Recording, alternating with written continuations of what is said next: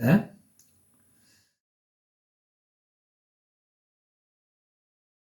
Spettacolo.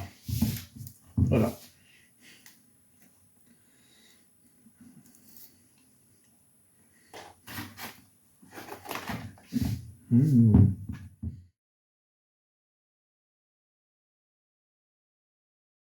Salute a tutti quanti, miei quasi norcini. Oggi andiamo a fare un salame particolare, sfatiamo un mito. Praticamente è il mito del salame di felino, ok?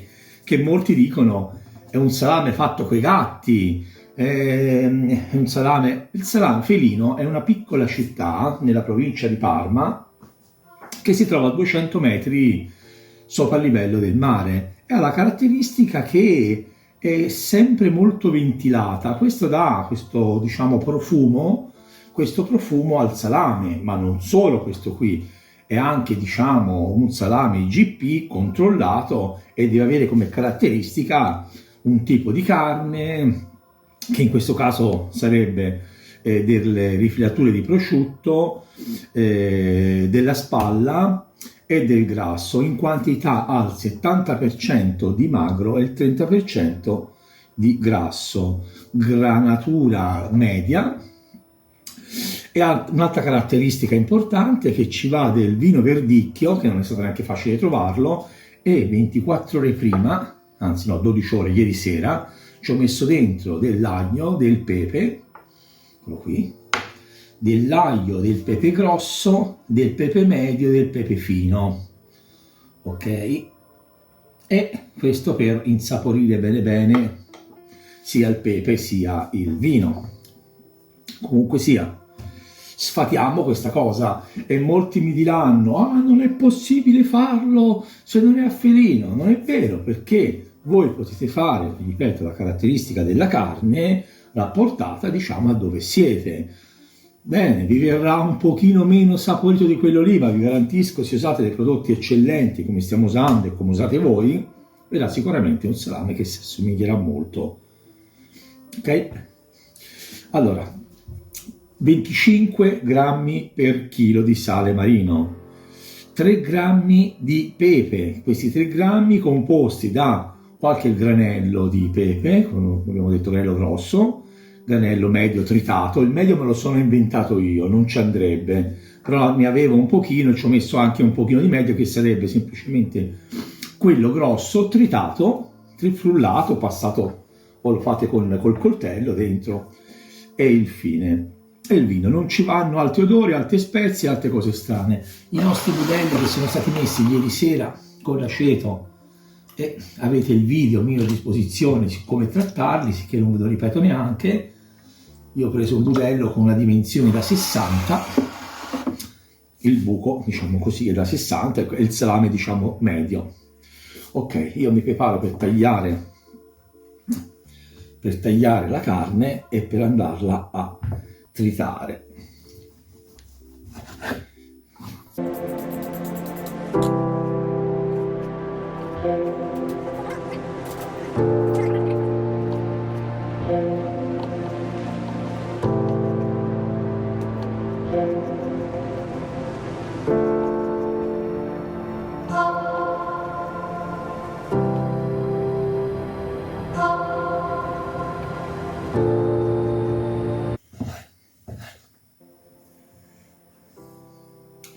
Io cosa faccio? Prima di passare alla macchinetta, già salo la carne, perché almeno quando mi passa dentro il tritacarne, diciamo così, sarà già saporita.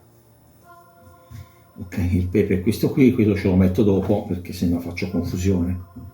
Parlo solamente in questo caso del sale.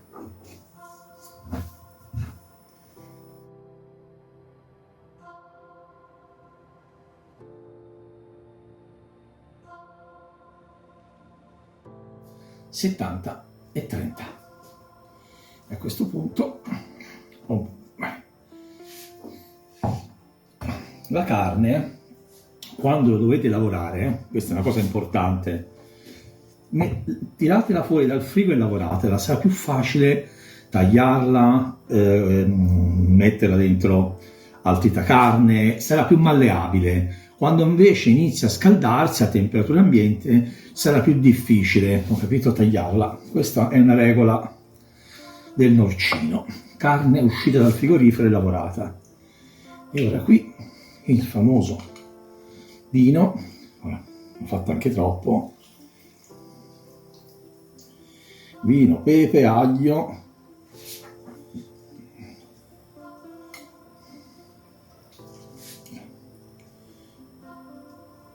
pepe grosso, pepe medio, pepe fino. Ho messo abbastanza, ho messo, forse anche troppo, comunque vabbè, non ci sono problemi, verrà più saporito.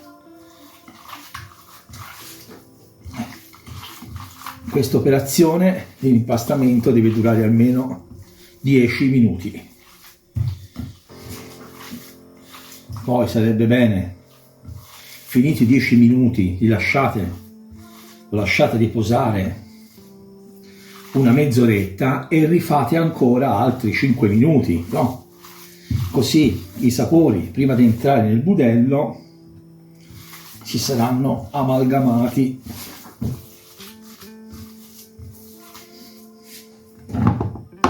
Vedete? No, dite che non vedete. Ok, facciamolo qui.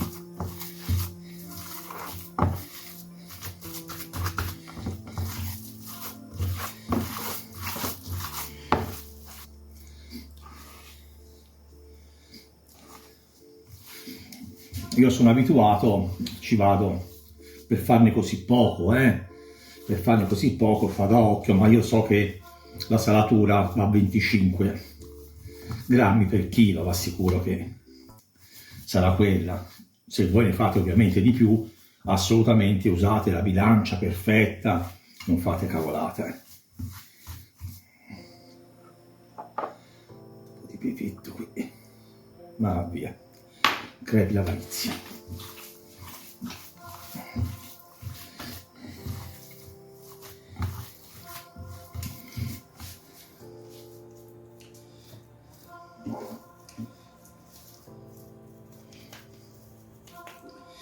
Le pallette perché almeno ci sarà meno aria. Gli facciamo la puntina in cima, come vi ho insegnato.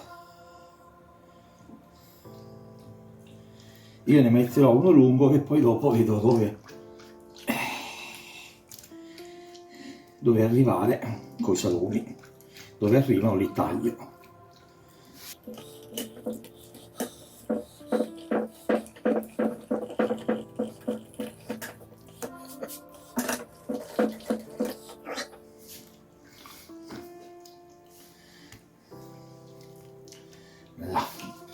Non è che ne farò uno grande così, però lo taglio, lo lego.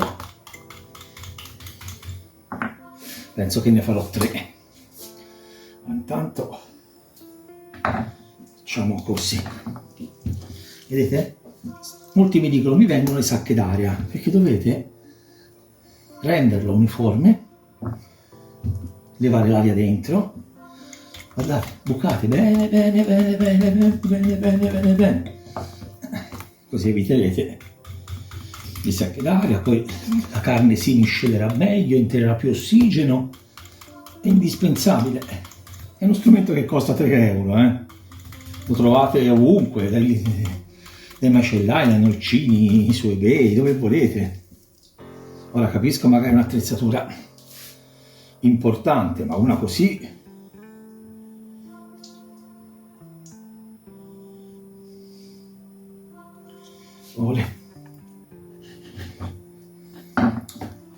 e ora questo si recupera, si rimette sotto sale e si recupera, così matureranno anche prima. Così, poi farò il legaccio da una parte, ok? Guardate, poi più in là, un pochino più in là, gli farò un'altra cosa, tacchete, il legaccio, e fino a qui avete visto, mezzo, così, recuperate e recuperate, voilà, che abbiamo il nostro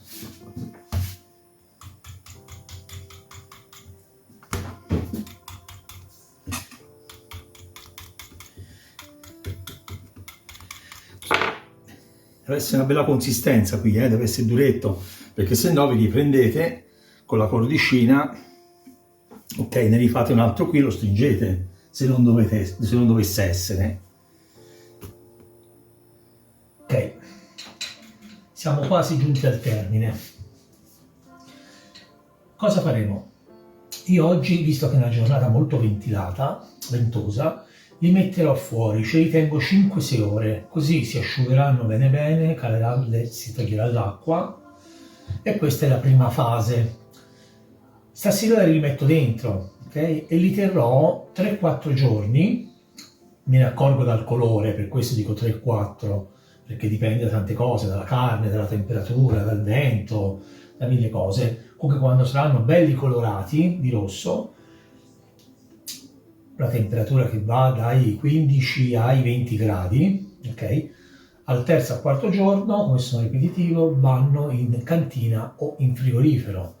Una cantina possibilmente con un'umidità del 70-80% e una temperatura che si aggiri dagli 8 ai 15, 8, 14, 8, 15, costante, al buio.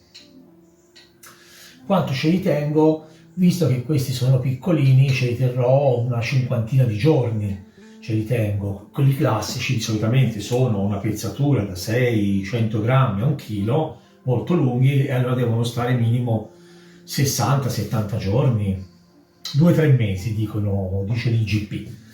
In questo caso qua, essendo piccoli, l'ho fatti apposta per rimanere poco tempo, che rimangono poco tempo. Così il video sarà più breve. Comunque sia, il video, io ce n'ho un altro, ne ho fatto un altro un paio di mesi fa, andremo a assaggiare quello. Però nel frattempo vi metterò dei frame di video sul colore, su come deve venire, così la cosa è un pochino più chiara. Andiamo a prendere il salame per la degustazione. Questa è una stanza dei salami dove ho adibito là. Eccolo qui, voilà, andiamo, via, vieni con me. Ecco qua, i nostri freschi e il nostro, mamma che profumo, guardate che bellezza, è bello solo a vederlo, guardate, che spettacolo. Ora lo andiamo a assaggiare, ogni ora li vengo un po' a girare. Se voi non volete venire a girare, mettete una canna, un manico di scopa, quello che vi pare, ne mettete uno a uno. Io ho pochi ganci qui a casa, vi faccio vedere per sicurezza, non superate i 16. Questo sono 14 gradi, 15, ok, anche se c'è il sole. Queste sono trascorse 24 ore, praticamente ieri il giorno l'ho messi fuori, 4-5 ore, ho rifatto la stessa cosa anche oggi, dopo 48 ore. Guardate che bel colore, come sono belli rossi, ma devono ancora andare avanti un paio di giorni a temperatura controllata.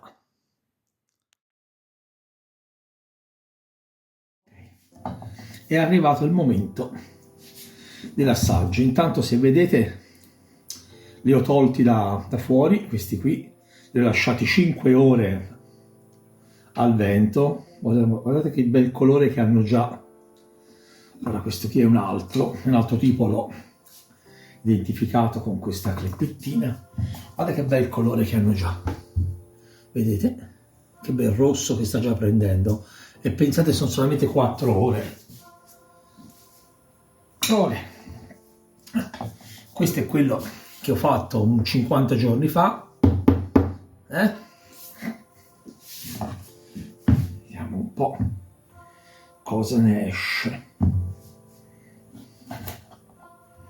Ok, bello. Lo vedo subito. Ora vi insegno un segreto. La fetta di salame va tagliata grossa quanto un chicco di pepe. Avete presente un chicco di pepe? Ecco, grossa così va tagliata. Questo in generale, per qualsiasi tipo di salame. Che bontà. Guardate il colore.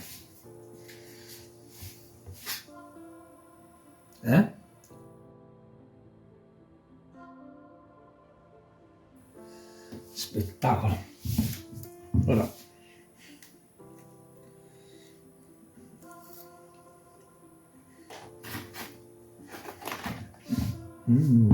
sì, è diventato notte nel frattempo.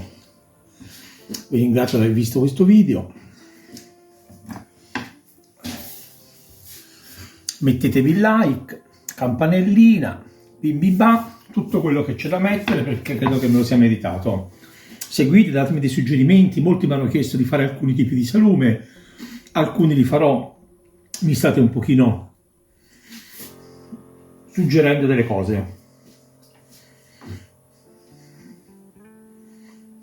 Vi ricordo che questi dovranno ancora stare ancora 3 giorni ad asciugare, così entrerà in azione la fermentazione. Ora c'è stata asciugatura, potrà andare a maturare perfettamente. Questa è la fase. Inutile che noi pigliamo la carne buona, facciamo un bel lavoro, facciamo tutto e poi trascuriamo la parte finale. È inutile, bisogna avere la stessa attenzione che nella prima e nella seconda parte. Questa è la parte finale. Bisogna avere la camera per la cantina adeguata o il frigorifero con la ventola, varie cose per finire in bellezza e far sì che il salame venga buono. Vi ringrazio